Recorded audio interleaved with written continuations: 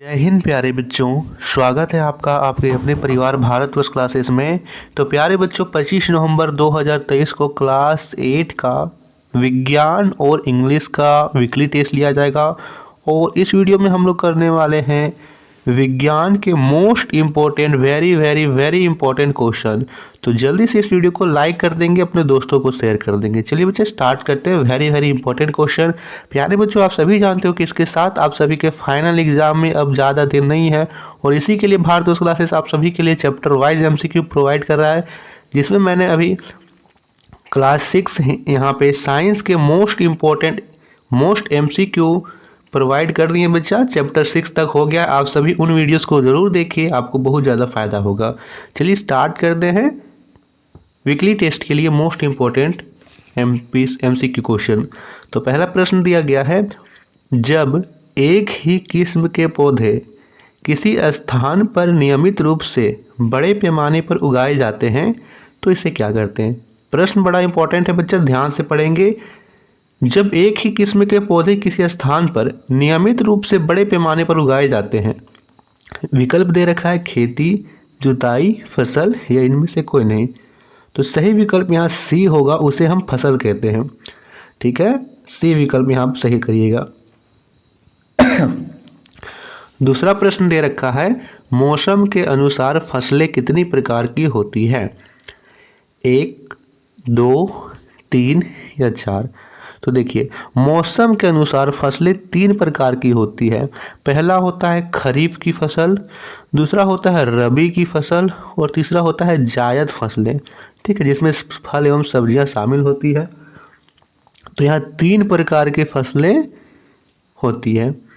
तीसरा प्रश्न है, खरीफ फसलों को किस ऋतु में बोया जाता है। जनवरी फरवरी, जून जुलाई, अक्टूबर नवंबर या इनमें से कोई नहीं। तो सबसे पहले आप याद रखिएगा कि खरीफ फसलें आखिर होती क्या है। तो खरीफ फसलें जो वर्षा ऋतु में बोई जाती है।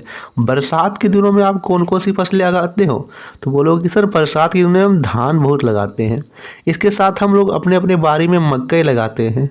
ठीक है, तो धान और मक्का ये प्रमुख रूप से खरीफ फसलें हैं। तो ये हम कब बोलते हैं, वर्षा में। जनवरी फरवरी में वर्षा नहीं होती है, अक्टूबर दिसंबर में नहीं होती है। हमारे यहाँ जून जुलाई में वर्षा होती है। तो खरीफ फसलें जून जुलाई में बोया जाता है और अक्टूबर नवंबर में काट लिया जाता है, जैसे कि अभी धन कटनी चल रहा होगा कई जगह। इनमें से कौन सा खरीफ की फसल है, मकई, धान, कपास या इनमें से सभी। तो आप सभी जानते हो कि मक्का और धान तो लगाते ही हैं, तब 2 विकल्प सही हो गया है। तो ये भी होगा, यानी इनमें से सभी मक्का, धान, कपास ये सभी खरीफ की फसल हैं। 5वां प्रश्न दे रखा है, रबी फसलों को किस ऋतु में बोया जाता है। तो रबी फसलों को हम लोग शीत ऋतु यानी ठंड के दिनों में बोएंगे। ठंड के दिनों में बोते हैं रबी फसलों को। और ठंड के दिनों में कौन कौन सा हम लोग फसल लगाएंगे। सबसे पहले आप बोलोगे कि सर हम लोग गेहूँ लगाएंगे। ठीक है, गेहूं के साथ हम लोग अपने अपने बाड़ी में आलू लगाते हैं, चना लगाते हैं, मटर लगाते हैं। ठीक है, कई जगह लहसुन भी लगाते हैं, प्याज भी लगाते हैं। तो ये सभी क्या हो जाएगी, शीत ऋतु की फसलें हो जाएगी। इनमें से कौन सा रबी की फसल है। चना, मटर, सरसों या इनमें से सभी। चना, मटर, सरसों ये सभी हैं। इसके अलावा आलू भी हो सकता है, लहसुन भी हो सकता है। 7वां प्रश्न, फूलों फलों एवं सब्जियों को बड़े पैमाने पर उत्पादन क्या कहलाता है। वेरी वेरी इंपॉर्टेंट क्वेश्चन है बच्चा। फूल फल और सब्जी बड़े पैमाने पर उत्पादन क्या कहलाता है। एपीकल्चर, हॉर्टिकल्चर, पीसीकल्चर या इनमें से कोई नहीं। जल्दी से आप सभी बताइए। वेरी गुड, इसका सही विकल्प होगा बी, हॉर्टिकल्चर। उसे हम हॉर्टिकल्चर कहते हैं। 8वां प्रश्न है, इनमें कार्बोहाइड्रेट प्रदान करने वाली फसल है। चना, मटर, गेहूं या सोयाबीन। जल्दी से बताइए। कार्बोहाइड्रेट किससे मिलता है। तो सबसे पहले आप सही बताओ कि सर चावल से बड़े पैमाने पर कार्बोहाइड्रेट मिलता है। अब यहाँ पे आप हटाना शुरू कीजिए। सोयाबीन क्या है, यहाँ पे प्रोटीन प्रदान करेगा।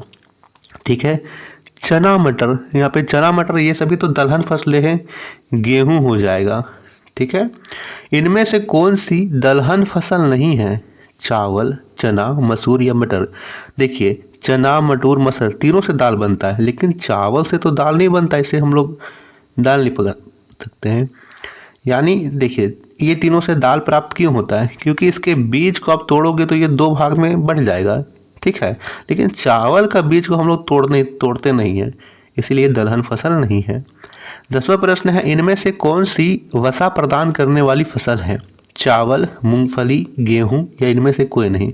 तो चावल से तो कार्बोहाइड्रेट मिलता है, गेहूं से कार्बोहाइड्रेट, लेकिन जो मूंगफली होता है वो वसा प्रदान करने वाली फसल। तो बच्चा यह था मोस्ट इंपॉर्टेंट एमसीक्यू क्वेश्चन के सेट 1। इसके बाद आप सभी को सेट 2 भी मिलेगा, तो इसके लिए आपको भारत क्लासेस को जल्दी से सब्सक्राइब कर लेना है और इसकी पीडीएफ हमारे ऑफिशियल टेलीग्राम चैनल पर अपलोड कर दी जाएगी। टेलीग्राम चैनल का लिंक इस वीडियो के डिस्क्रिप्शन में है, तो जल्दी से आप सभी ज्वाइन कीजिए बच्चा। आपको बहुत ज़्यादा यहाँ पे उसमें इम्पॉर्टेंट अपडेट्स सभी पीडीएफ मिलते रहती है। थैंक यू बच्चा।